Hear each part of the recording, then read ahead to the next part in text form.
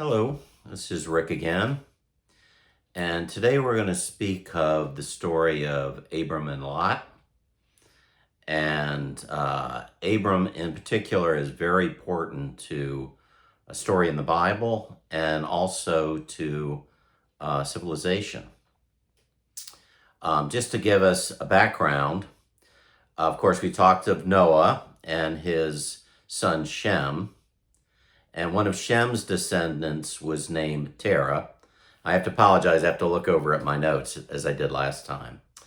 And Terah was near Babel in a town called Ur, U-R. And this is a historic place and is part of Babylonia. So basically, Terah had three children. He had Abram, Nahor, and Haran. And they were all born and lived in Ur. And unfortunately, Ur had kind of fallen away from the belief of one God, and they believed in many gods, including the moon god. And Haran decided that he wanted to move away from Ur. He didn't like the city life anyway. He was more interested in a more rural area. So he decided he was going to move to Canaan, or the area of Canaan. So that's what they did, and they moved. And basically, Haran, one of the sons, had died before the move. But before he had passed, he had a son called Lot. So Terah basically brought Lot and Abram and Abram's wife, Sarai, and Nahor and Nahor's wife, Milcah. And they went, they were headed toward Canaan, but they actually settled down in a district called Padan Aram, which was north of Canaan. And they became actually very wealthy. They were already wealthy at the time. They had cattle and sheep, but it greatly increased in their new area where they lived. And later on, Terah had passed away, and Abram and Lot decided that they were going to actually move to Canaan, which is what they did. I should point out that Canaan was later called Israel. And as we talk about the stories of the Bible, you'll see how that name did change. As a matter of fact, Abram's name also changes later on, not in this story, but in upcoming stories. And it's changed to Abraham. And we'll discuss that later. Anyways, they moved to Canaan, and they were very prosperous. But a drought came, famine, and they were forced to find a richer area to live temporarily. And Abram and Lot and their families basically went to Egypt. So obviously, Egypt is a historic place. It's a real place. And Egypt was formed around the Nile, which caused it to be a better place to live during a drought because there was always a water supply. And the leader of Egypt was called a pharaoh. Pharaoh actually means like a royal house. It would be similar to what we call as the White House for our president. But they use the term actually for the king. They call him Pharaoh. And it's believed that this Pharaoh, although it doesn't state it in the Bible, just looking at the time period and the descriptions giving, it could be Sesostris the First. And that is an historic pharaoh. He actually existed. And they greatly prospered while they were in Egypt. It seems everywhere they go, they increased their property, their cattle and their sheep, and they become more and more wealthy. And they might have stayed there, but unfortunately, it appears that the Pharaoh was attracted to Abram's wife and was making overtures like he wanted to add her to his harem. And Abram obviously didn't want that to happen, so that kind of escalated their decision to move back to Canaan.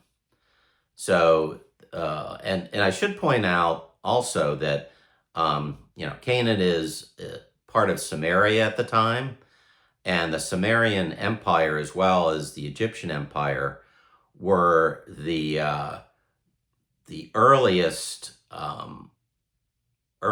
empires that was considered civilization. So I kind of said that badly. So basically, just as in the Bible, these two areas were the beginnings of civilization. Historically, that's the case as well. So I also should point out that, and I think I had mentioned, the land that they left believed in many gods. And even Abram's father believed in many gods. He had actually built idols to these gods. The moon god was their favorite, but it was several gods. So Abram was actually broke away from that and believed in the one true God. And Jewish folks can actually trace their family trees back to Abram. So it appears that that was the beginning of the Jewish people and the Jewish religion. So that's why Abram is considered such a key. So they went back, and now they had huge flocks of sheep and cattle, and they were even wealthier. And when they came back, they realized that there wasn't enough grassland to feed all their animals. So Abram and Lot decided that they needed to separate their two families. And Abram, even though he was the eldest and technically the leader of the family, he allowed Lot to make his decision on where he wanted to go. And Lot knew that the best area was to the east. It was a green area, had lush grass, and of the four compass points, the east was the best. So he decided that he would go east, and he went to the plains of the Jordan. Now the Jordan was, we know the Jordan as a river, where later, after Jesus was born, he was baptized in the Jordan River by John the Baptist. Jordan also formed a boundary for modern-day Israel. It's one boundary is the Mediterranean on one side and the Jordan River on the other. And there was I'm getting off topic, but getting more to current events. There are a lot of people that believe that the Palestinians are persecuted, and the Palestinians themselves do. And I'll get to the history of Israel and Palestine later. But one chant that people say is from the river to the sea, which is really a horrible statement. It basically means that they want to create a country called Palestine, which is now Israel, and kick all the Jews out of Israel and potentially kill all the Jews. And there are these protests against Israel, and they make these chants. So when they say river to the sea, that the Jordan is the river they're referring to. I realized I got a little off topic there, but I thought I'd mention that. So anyway, Lot went to the plains, and he moved his family just outside a city called Sodom, and that's where he decided to stay for the time being. And basically, Abram stayed right where he was, and he was happy with that. According to the Bible, later God came to Abram and told him that all the land that you can see in all the different directions belonged to him. And because basically God saw Abram as someone very special and knew that he was pivotal in the future of the people and of the religion that was being formed.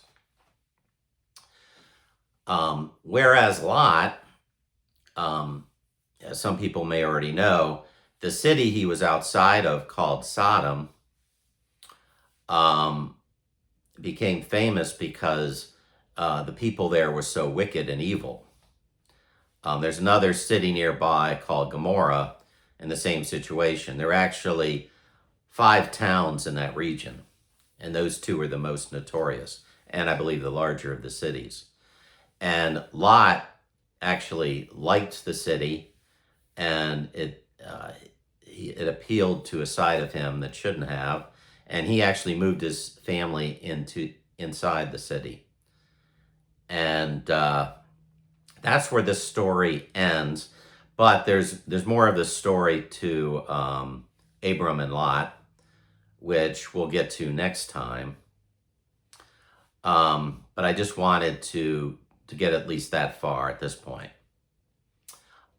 Since I did bring up Israel, I'm going to give kind of a general history, and later on it'll be more specific, because there's a lot of confusion, particularly with these protests about the status of Israel.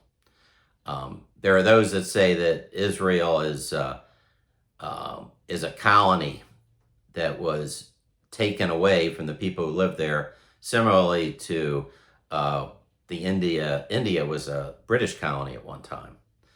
Of course, factually, that isn't true for Israel, because as we're going to find out later, Canaan becomes Israel, and actually Israel exists hundreds of years ago and was controlled by the Jewish people. And later on, they were conquered, and the Jewish people, or the Hebrews, were scattered. And some of them wound up, and I'm gonna get into a lot of different areas here. Some of the Jews wound up in Germany, or area that later becomes Germany. It was Prussia and then Germany. And just to talk about how the current Israel became a nation, I think most people have heard of the Holocaust during World War II. So basically, there was a pretty substantial Jewish population in Germany, and some resentment developed. Actually, there was quite a bit of anti-Jewish feeling even around the world, even in the United States. Some of it was jealousy, because Jewish people tended to help each other and tended to do well in whatever society they went to. Many of them became wealthy businessmen. Some became scientists. You can name the subject. They're very industrious people. They were similar to the Asian Americans in America. Not that they're smarter than other people, but it's their culture, and they're hard workers. So anyway, and many people may know this history, but I'm going to go through it because it does relate to how the current Israel took shape. So there was a person named Adolf Hitler, which I know everybody's heard of. He was a corporal in World War I, and he actually, maybe saying a war hero is stretching it, but he was a messenger, and was somewhat of a hero in World War II. He ended up, because they did have biological warfare in the form of gas, and he was gassed and wound up in a hospital. And he was He was never successful in life up to that point. He was a failed artist. He tried to get into a college for artists, and he wasn't good enough. And he was one of those people that when he had failure in his life, he blamed other people. He never turned around and said, for example, when he didn't get into the art school, he didn't say, well, let me work on my art and get better and then try again. He basically blamed the school and the people that examined him, and he felt, I'm a great artist, they just don't appreciate me. So as I said, later on, he never had a job. He was what we would probably call homeless, and he just bounced from place to place. And then the war came along, and then he found he had a job as a soldier, and he was fairly successful. But as we know, Germany lost that war. And Hitler, as his personality had already formed, basically blamed other people. He blamed the politicians. He blamed and he blamed the Jews. He felt like the Jews had become wealthy, although many of them were already wealthy because of the war, and he thought they were profiteers, and he blamed them along with the politicians at the time for their losing the war. And this great hatred brewed. And long story short, Hitler became a politician, and he was one of the founders of the Nazi Party. He had tried at one point to overthrow the German government and wound up in prison for several years. And while he was there, he wrote a book called Mein Kampf, which anyone who read it would realize what kind of person he was, and specifically the hatred he had for the Jewish people. So anyway, as we know, Hitler ended up becoming the Chancellor of Germany. He actually won a lot of votes, not enough to become Chancellor, but enough to have the power. So some weaker people in government ended up just basically giving it to him. And once he became Chancellor, he turned into a dictator, as we know. And then the Holocaust occurred, where Jewish people were first, all their rights as German citizens were taken away, despite the fact that many of these Jews fought in the German army in World War I, and it showed themselves to be patriots. It didn't matter to Hitler and his crowd.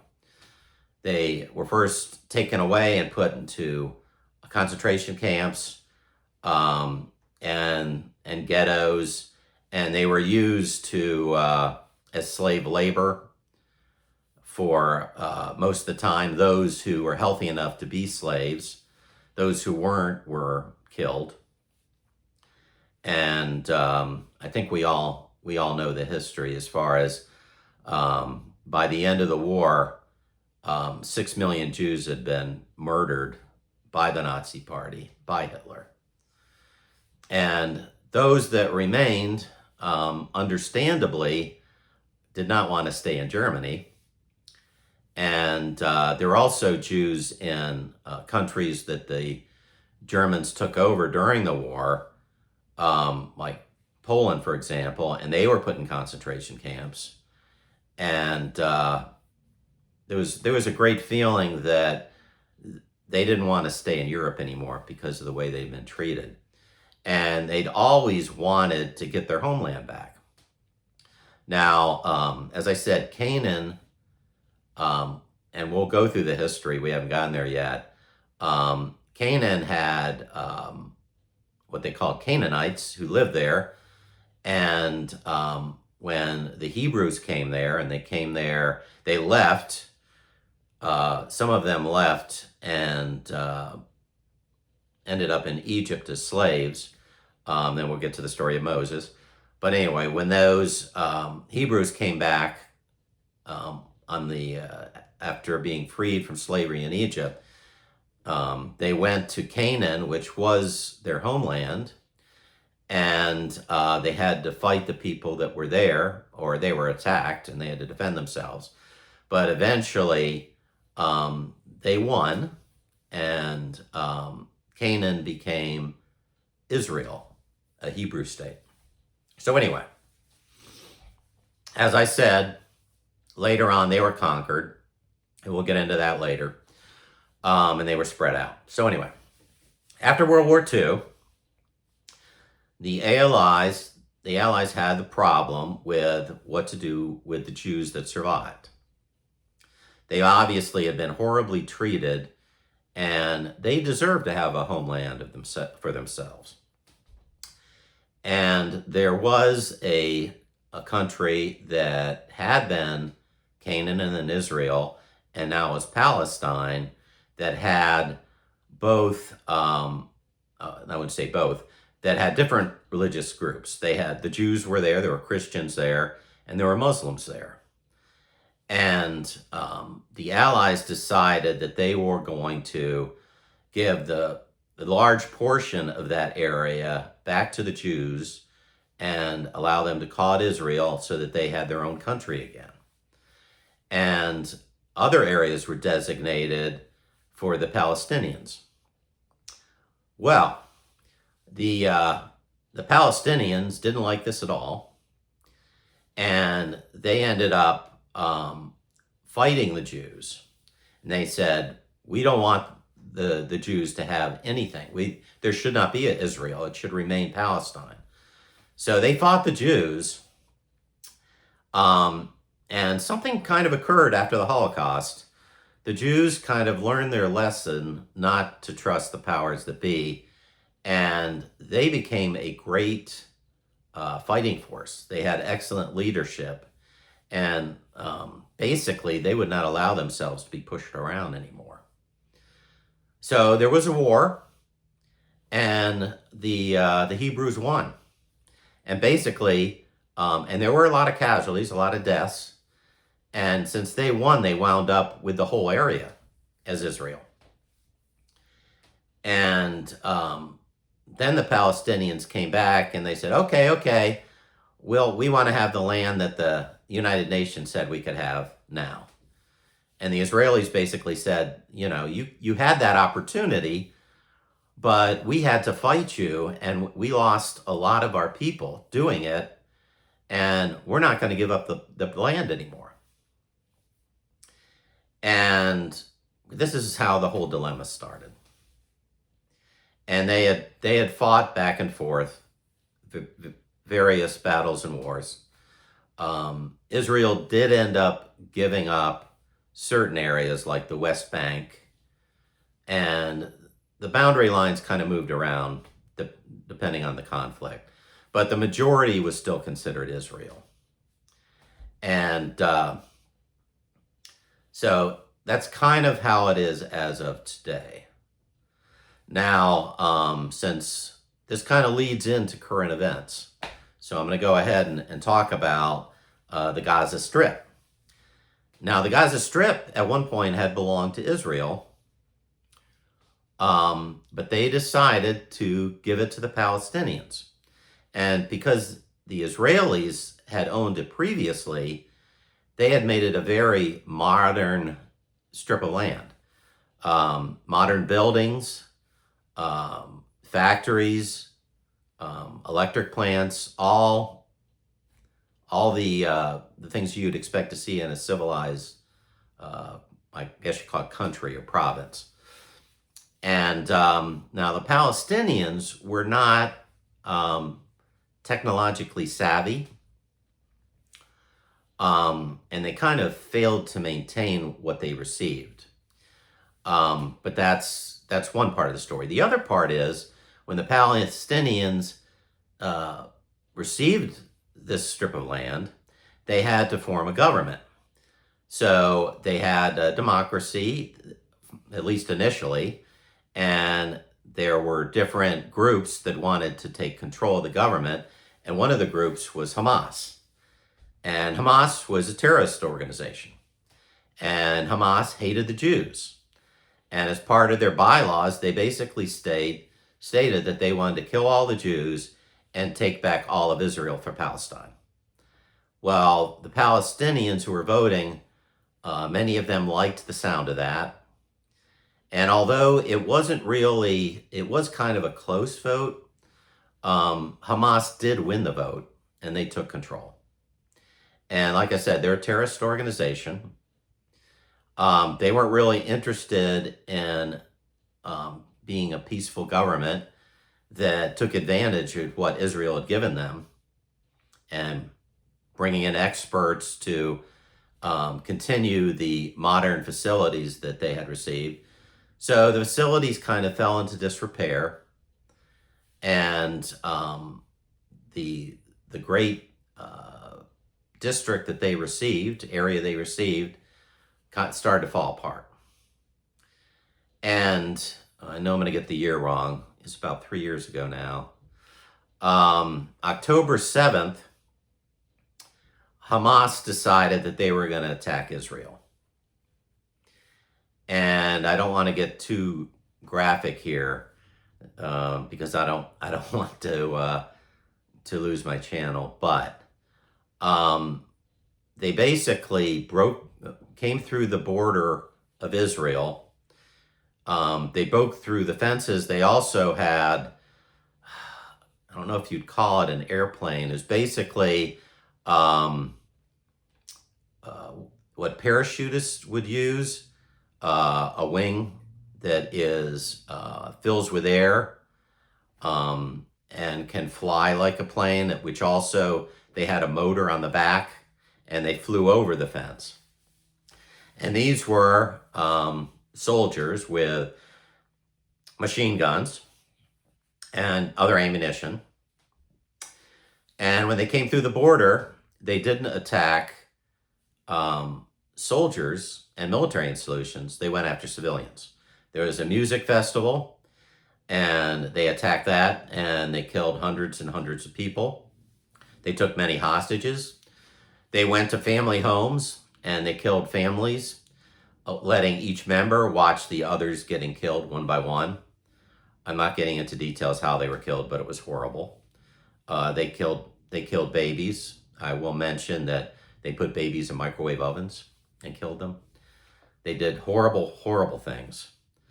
And then they took these hostages back to the Gaza Strip. And Israel reacted how any country would react. There were, I don't have the exact figure, like 1,500 people that were murdered in Israel. If this had happened in America, say, the Mexican government came up, went into our cities and did that kind of carnage, we'd immediately go to war with them. And they would lose a lot more than 1,500 people. So that's basically what happened with Israel, and the war with Gaza has gone on and on. There was eventually a peace treaty that Trump was able to put together with them, although things haven't really ended. The Hamas is supposed to turn over its weapons, and I don't believe they have. They have given up all the hostages that were still alive, and the dead ones as well. There were many that had already passed away in confinement. And Hamas knows that once they relinquish their weapons, they're done. And so far as I know, that hasn't occurred yet. So even though there is a peace treaty, it's still in process. I'm not sure how it's going to end. So that is very generally the history of Canaan and Israel and the Palestinians to date. I just wanted to give you that background.